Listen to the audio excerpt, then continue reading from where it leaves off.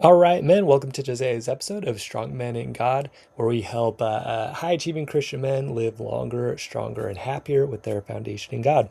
My name is Mike Frazier, MD. I'm a psychiatrist and men's coach. So, yeah, today we're talking about look, for anything worthwhile in life, there's always a price to be paid, right? And there's always some pain to go through to get there. So, if you want great relationships with your wife, with your kids, with yourself, with God, the price for that, I believe, is going to be the ability to tolerate some emotional pain without turning to anger or shutting down. I feel like my capacity to do this is actually not that high. And kind of had that pointed out to me this week. But I'm excited because I feel like I've got a path now that I want to share with you. So, some wins from me and the guys in the program: good time with kids, enjoying time with friends and family. Had this good couple session with Elizabeth. I'm going to share some about that. Looking forward to starting the new program. It's going to start up today. Is the last day to join. So if you're on the email list, today's your day. Sign up. Let's do it. Looking forward to having you in there with us. Had some good wins with my son. Feel like I've been more positive. Feel like kind of expanding this ability to deal with some of that emotional pain to get some gain here. So for me, I tend to get pretty angry. I don't tend to run away that much. I tend to get more mad. Although I'll tell you a little bit more about that in a minute, but a lot of times I get upset in my relationship. So I'm mad Elizabeth isn't doing what I want. She's not cooking, she's not cleaning, she's not having sex, she's not, appreciating me enough, whatever, right? I get mad that she's not doing the things that I want. I get mad that the kids aren't doing what I want. They're not being obedient, they're not being grateful, right? So I start getting angry, right? I'm mad that I'm not getting the support that I want from my wife, from my kids, right? Now, in my marriage, I'm very much the chaser. Like if we have an argument, I will be the one to want to try to get it done. I think part of that's because I just have this tendency. I don't like things feeling unfinished. I think maybe it's even more of that drives it. Like I don't want to leave things hanging. I want it just done. I want to figure it out. There were times where I would literally chase Elizabeth like around the house trying to settle some kind of argument and get it finished, right? Now, to me, I always would phrase this as, well, I'm the one that's trying to do the work. She's trying to run away, so I'm kind of the one up here. I'm the one that actually wants to do something. She doesn't. So I'm, in the right here. I'm in the better position. But this week, during therapy, I got a new insight that I think is actually probably correct. And did some running after her and talking with God and kind of seeing like, okay, like, yeah, this makes sense. So what therapist pointed out and reflected on later, I think is actually accurate, is my anger was a way to run away from the relationship. And I never thought of it that way. I never seen it that way. And in fact, in some ways I was like, I don't know if that's true. But as I've thought about it, I think it is right. What my therapist pointed out was like, hey, over time, that like your anger pushes her away. Like, that you've seen it happen time and time again with your kids too. So that. So you're using it to run. Now it kind of looks like they're running away, which maybe that's my own, defense or whatever, subconscious defense on that. Oh, they're doing it, so it's their fault. But again, like it was me pulling away in a way by pushing them away. Okay, because again, like I see it happen lots of times. So then, like on my run that night, I was like, well, what am I running from? Like that's why I was trying to understand my run and praying, right?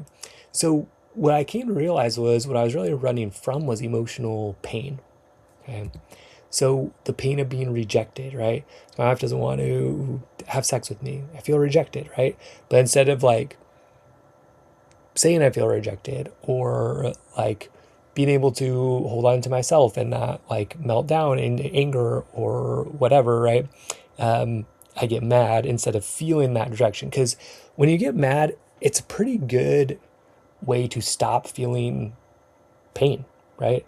It doesn't really feel painful to be angry, okay? So I feel rejected. If I don't want to feel rejected, I can just get mad. Oh, she needs to be more grateful, right? And all of a sudden I'm out of pain. I don't really feel pain. I feel mad, right? And personally, I'd rather feel mad than pain, okay? Or if I'm overwhelmed, the kids aren't listening, whatever, I start feeling overwhelmed, I get mad. A lot of times they'll stop. Now that maybe that's a little bit like adaptive in a way. But again, it pushes them away. If I want them to be grateful, for example, like if I'm feeling that they're not grateful for me, I get mad. Yeah, maybe they'll say thanks, but you know, it's not quite what I want, right? Or being disrespected. You need to respect me. You better say sorry, right? They'll maybe do in the moment, but long term, right, that doesn't really work. Okay. Because feeling overwhelmed with the kids, right, feels painful. Okay. But if I switch into anger, I don't feel pain anymore. Being disrespected feels painful. But if I don't want to feel that, I just get mad. I don't feel that pain anymore. See what I'm going at here? So pain is more of an escape. Or sorry, anger is more of an escape from pain than what I've been thinking it is, which is like a way to make people do what I want, which it kind of does in a way. But more, again, like if I want good, strong relationships, I need to be able to learn to have more tolerance for emotional pain, right? Not that I just sit there and take it, but that I act in a way that doesn't push other people away from me if I want close relationships, okay? Or feeling distant, right? If I feel like, oh man, people aren't really with me, they're not really supporting me. If I get mad and blame it on them, right, I don't feel that pain as much anymore. I don't feel distant. I don't feel lonely if I'm just mad at them, right? So again, it's avoiding that pain. It is pretty effective. I've used it for my whole life, probably. So yeah, anger or shutting down are ways to avoid this pain. So I think my main go-to is probably anger to escape emotional pain. Other people might choose shutting down. They might choose pornography. They might choose whatever, right? But it's avoidance of emotional pain, right? None of us really like pain, okay? And again, it's effective. It works, right? You do not feel much pain when you're angry or when you're watching porn or when you are drinking alcohol or when you are going to work where people do appreciate you, right? So again, it's avoiding that pain, okay? But the thing is, like, if you turn to this a lot, people get afraid of you, right? Or they don't really know you if you're more like shutting down, running away, numbing yourself, right? So people don't really want to be close to you. And what does that create? It creates more distance, more rejection, more loneliness, and a lack of real respect because people don't really respect someone that can't control their temper, right? So what do we need to do instead? Okay, what we need to do instead is be able to bear this emotional pain without anger, without shutting down, right? So, oh, like, man, that hurts. Yeah, I do feel sad that she rejected me. Oh, that did hurt that he said that disrespectful thing. Ouch, right? Oh man, I do feel distant from my kids. That feels lonely. I don't like that, right? So instead of just turning straight to anger, right, you got to be able to feel some of that pain and understand, like, okay, like for me to turn this into a gain, I can't just run from it. I can't just go watch porn. I can't just get angry and scream or run away forever, right? Look, and maybe you do need a break to come back and do this and like let yourself feel some of that pain. The trick again is just not turn into that whatever your escape is. If it's anger, turn to anger. If it's pornography, to pornography. If it's shutting down, just pulling away and whatever, right? Again, like there's a difference between taking a break, getting your thoughts together and coming back versus just running and like not doing it. So you come in and you make requests. Your wife didn't appreciate you as much. You say, hey, like, I put in a long day at work today. I would love it if you would appreciate, say thanks at the end of that long day. It kind of hurts when that doesn't happen. Okay. Would you be willing to do that? Okay. That's scary, right? Because she might say no. But this is the price to pay if you want good, strong relationships, right?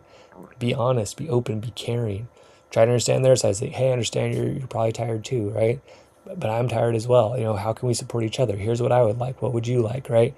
What would help you support it? Here's what would make me feel supported. So that's loving your neighbor as yourself, right? Balancing what you want, what you need with what your wife wants, what she needs, what your kids want, what they need, right? That's how you get there. But you don't get there if you're just going to run from that emotional pain. Like that emotional pain actually is kind of a signal of, okay, like let's work on something. Let's make something a little bit better here. Okay. And can you tolerate it without flipping straight to anger, without flipping straight to running away, right? Might be called being vulnerable, right? Being open, just saying like, hey, yeah, that was hurtful when you did that. Can you not do that again? Could you do this instead? Right? That's the price, right? So you have to be willing to be with that pain for a while, acknowledge it to yourself and to the other person. It's scary to do, but that's the path, right? Instead of running from it with anger, running from that emotional pain, okay? So when you do this, right, it increases your ability to bear that emotional pain. How much pain can I tolerate, right? If you have a short fuse, meaning you go to anger very quickly, what it really means is probably you can't tolerate emotional pain very well. Your emotional tolerance is low, okay? So what does it buy you, right? Well, you're like, well, Mike, like, why should I have to bear emotional pain? Why don't I just get mad at everybody? Well, first of all, it creates a lot of distance in your relationships. But also, if you're a Christian guy, like, you might say that this is the price to be able to bless them that curse you, to do good to them that hate you, right? Like, without anger or shutting down, can you still respond in a way that is positive towards yourself and the other person, not just towards the other person where you're getting run over all the time, to yourself and the other person. Because look, the scripture says, like, bless them that curse you, do good to them that hate you, pray for them who despitefully use you and persecute you. That way you'll be the sons of God, who makes his rain to fall on the evil and the good, and the sun to shine on the righteous and the unrighteous, right? That's when you become more like God. And you're way more free because now people don't affect you so much, right? Like, again, I feel like my ability here is pretty low, and I'm really grateful for this insight of like, oh yeah, like that is my way of running from emotional pain, is to get angry. But can I tune into that anger? Can I tend to that, or can I tune into that hurt? Can I tend to my own hurt? Can I ask other people to help me with that hurt, right? That's going to make me be much more free, okay? Because now people aren't, like, really, if I'm so sensitive to that emotional pain, I can't really handle it at all. Like, I'm not very free. Like, I'm pretty much a slave to however people around me are deciding to act that day. And I'm going to be mad all day, right? That's not great. Can I instead say, oh, yeah, that hurt. Okay. How do I want to respond now? I'm not going to flip straight to anger. I'm going to let myself feel some of that pain. Okay. This is my kind of commitment to myself and what I want to work on. So it's really the ultimate power move, right? Because now people can't determine how you act anymore. I'm deciding, hey, oh, yeah, that hurt, ouch. And instead of turning to anger here, let me address this in a way with wisdom. Do I need to address this right now? Do I need to just ignore it? Do I need to have a conversation around this when we're both calm, right? That's where wisdom comes from. But it starts with recognize your own pain, tending to your own pain, not flipping straight to anger or checking out or numbing behaviors. Okay? All right. So if you want great relationships, there is a price to pay. And that price is increasing your ability to tolerate emotional pain without flipping into anger, shutting down, or numbing yourself. Okay? So if you can do that, if you can feel that emotional pain, tend to it, and then go out and behave in a way that's loving, caring, helpful, and honest for yourself and your family and others, you've done it, right? Like, I think this is what the second great commandment's about, right? And the first one, right? Because a lot of times we'll have to turn to God to feel, hey, I'm hurting. Can you comfort me, right? God, can you comfort me? Can you send your comforter to help me? Okay, thank you. Yeah, I'm feeling a little bit better. Okay, now help me with wisdom. What do I need to address to find some healing in my relationship here? Okay. Instead of flipping straight, oh, I shouldn't have done that. They're the worst. They should change, right? This is where I go all the time. And so being able to dig into that pain, say, man, that was hurtful. It's hard for me to even say that like on this podcast. So to be able to say that to my wife, to my kids is going to be hard. I'm starting to do it a little bit. It's not easy. So, but it is the price. I believe that really strongly. Like, that is the price, to recognize your own pain, be able to tolerate that, and then go out and do things in wisdom to correct things in your relationships, respecting others and respecting yourself. So it's not easy work. Come do it with us in Grounded Leadership. Today's the last day to join for this session. If you're on the email list, so just come join us. Let's do it. All right. Stay strong in God, men. We will see you next episode.